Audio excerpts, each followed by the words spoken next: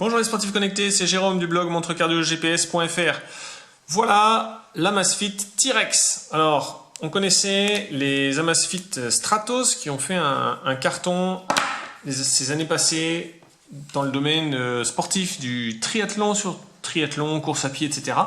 Là, l'Amazfit T-Rex, c'est une montre plus simple qui se veut beaucoup plus robuste et voilà, pour un usage plus à l'épreuve des chocs et des rayures.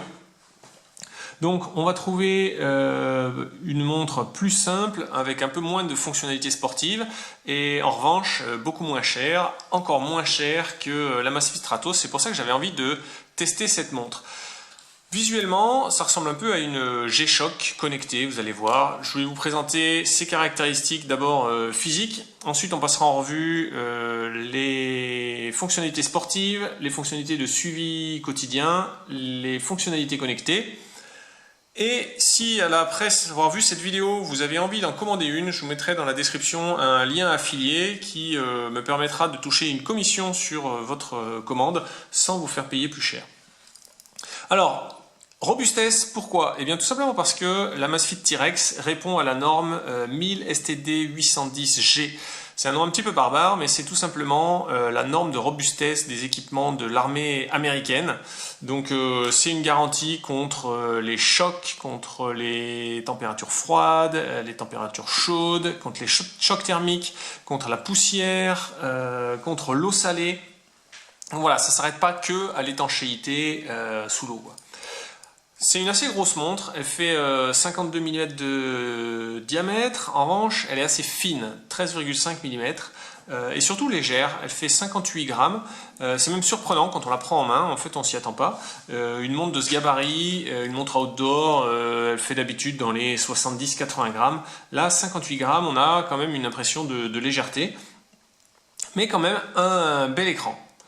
Un écran qui fait 33 mm de diamètre avec une résolution de 360 par 360 pixels. Donc là, pour vous donner une idée, hein, c'est l'équivalent d'une Galaxy Watch de Samsung.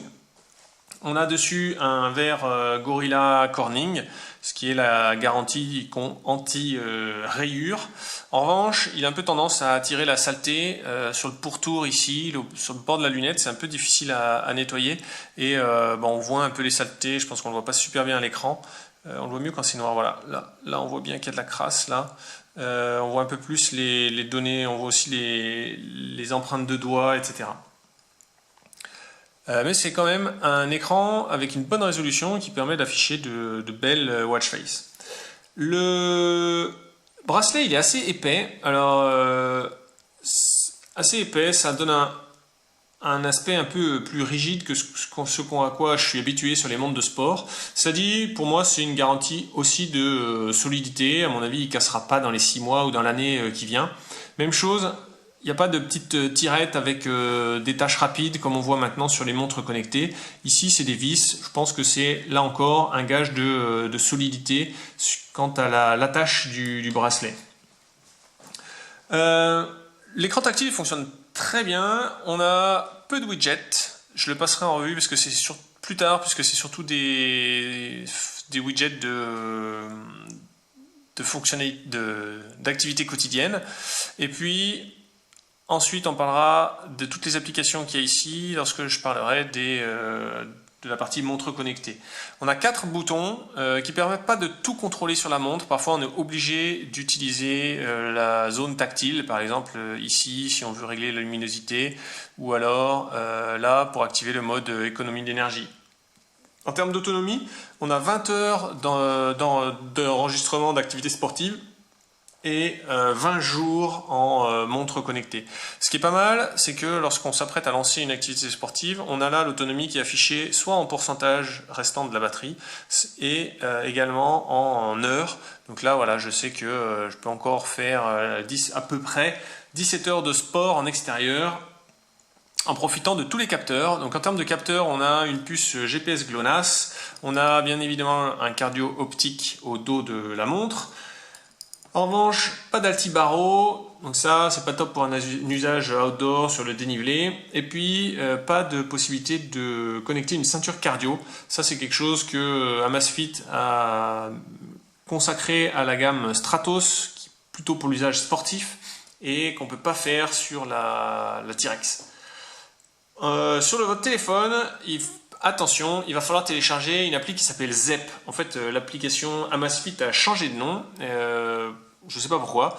Maintenant, elle s'appelle ZEP, Z-E-2-P. Donc c'est cette appli maintenant qu'il faut télécharger. Pour ce qui est du sport, alors on a une quinzaine de profils sportifs qui couvrent les sports de base, course à pied, marche, vélo, natation en piscine et en eau libre. Ensuite, différents sports en intérieur, en salle. Quelques sports en extérieur, alpinisme, trail, ski et randonnée. Alors, les réglages sont assez limités, mais cela dit, sans aller jusqu'à la programmation d'entraînement qu'on ne peut pas faire, on peut quand même régler des petites choses avec des outils tout simples comme un objectif, soit un objectif de distance, de durée ou de consommation de calories, soit un tour automatique, soit une alerte de fréquence cardiaque ou de zone cardio, ou une alerte d'allure. Et puis, le graphique, j'y viens maintenant. Alors, la principale limitation dans un usage sportif, c'est que on a 4 écrans par donnée, 2 écrans, et ensuite on ne peut pas les personnaliser. Donc on ne peut pas changer les données qui sont à l'écran, et on ne peut pas rajouter d'écran de données supplémentaires. Ça, pose un problème parce que du coup on est obligé de faire avec ce que Amazfit a implémenté et ça change d'un profil à l'autre. Alors il y a parfois des petites bizarreries, notamment sur le D+, l'altitude. Je crois que sur le trail on a l'altitude mais pas le D+, sur le ski on a le D-, mais pas le D+, bon ça c'est normal, mais sur la randonnée on a l'altitude mais pas le D+, enfin bon bref, il y a quelques bizarreries.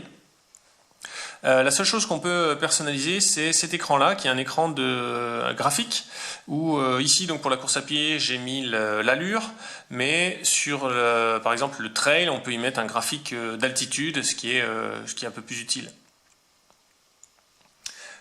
Il n'y a pas de métrique de first beat, il n'y a pas d'analyse physiologique. Comme VO2 max, temps de récupération, training effect, tout ça on l'avait sur la Stratos. Ici, on l'a pas, c'est un usage sportif quand même plus limité, il y a moins d'analyse. Si vous voulez plus de détails, je vous mettrai un lien dans la description qui renvoie vers le test que j'ai fait sur le blog et sur lequel notamment vous pourrez voir un peu plus de détails sur les fonctionnalités mais aussi sur les analyses de précision du GPS et du capteur cardio. Après, si vous voulez faire de l'analyse, vous couplez simplement votre profil Strava avec votre profil Amazfit et toutes les données seront transférées automatiquement vers Strava. En termes de suivi quotidien maintenant, alors là c'est ultra limité, hein. On a le nombre de pas, la distance, les calories, la fréquence cardiaque, et puis c'est tout. On n'a plus rien d'autre à l'écran. On a simplement le sommeil en plus, qui est là, il faut quand même aller chercher dans l'application ZEP. On l'a pas, il n'y a pas de widget de sommeil. Ensuite, il y a un indicateur particulier qui est le PAI. Alors là, ça donne des points, c'est un truc développé spécialement par Amazfit. Ça donne des points basés sur la durée et l'intensité de vos activités. Donc, plus vous faites des activités longtemps, plus vous aurez de points. Et plus vous faites des activités intenses en termes de fréquence cardiaque, plus vous aurez de points. L'objectif étant d'arriver à 30 points par semaine, je crois, qui est l'objectif fixé par Amazfit. Pour le sommeil, je vous l'ai dit, il n'y a pas de widget, mais dans l'application, il y a vraiment plein de choses qui sont super intéressantes. On a d'abord un score global, ensuite on a la durée, les phases, les heures d'endormissement, etc. Et ce qui est super bien, c'est que dans l'appli, pour les gens qui veulent essayer d'améliorer leur sommeil, dans l'appli, on peut entrer son état avant de s'endormir et son humeur au réveil. Donc ça permet de suivre un petit peu vos habitudes et essayer d'améliorer vos habitudes et voir quelles sont les activités qui ont un effet sur votre sommeil qui fait que soit vous dormez mieux, soit vous dormez moins bien. Après, en termes d'outils de connecter, eh bien on a la météo. Alors la météo est assez bien faite, on a la température, la météo, la force du vent, l'humidité, l'indice UV, et ensuite les prévisions pour les jours à venir. On a tout ce qui est réveil, minuterie, etc. Ça c'est plus montre que montre connectée. On a une boussole aussi de base. Après on reçoit les notifications, les alertes d'appels téléphoniques. En revanche, c'est tout. Il n'y a pas de lecteur de musique. Alors ça, je trouve ça un petit peu décevant parce que maintenant, je pense qu'un lecteur de musique de base, ça coûte pas cher. Il y en avait un sur la Stratos lorsqu'elle est sortie. Donc, je trouve ça dommage que Amazfit n'ait pas mis un petit lecteur de musique tout simple là-dedans. On a accès à beaucoup de watch face. Ça, on peut les changer facilement avec l'appli. Et puis la résolution est plutôt pas mal. Donc, ça rend, il y en a vraiment plein et elles rendent bien. Donc voilà, usage très simple de montre connectée. Vous voyez là, je vous l'ai dit tout à l'heure, on voit mes traces de doigts. Je ne sais pas pourquoi, cet écran il est assez salissant. En conclusion, ce n'est pas une Garmin Fenix 6 pas chère. C'est pas une super montre outdoor. Selon moi, c'est une bonne montre connectée, incassable, avec un bel écran de base. Donc en gros, pour tous les gens, moi le public visé, je pense que c'est tous les gens qui ont un métier manuel, qui aimeraient bien avoir une montre connectée, mais qui n'ont pas envie de défoncer une Apple Watch, de défoncer une Galaxy Watch ou de défoncer une Garmin Forerunner 245. Voilà. Il y a les outils de base pour le suivi d'une activité sportive sans chercher de la performance. Il y a les outils de base pour servir de montre connectée. Il y a les outils de base pour le suivi d'activités quotidiennes. Et au final, elle est vraiment pas chère et vraiment robuste, ce que toutes les autres montres connectées ne peuvent pas se prévaloir. Voilà, si vous avez trouvé cette vidéo intéressante, mettez-y un j'aime et puis vous pouvez aller voir le complément sur le blog, notamment pour tout ce qui est un petit peu plus technique dans les points d'analyse, de précision.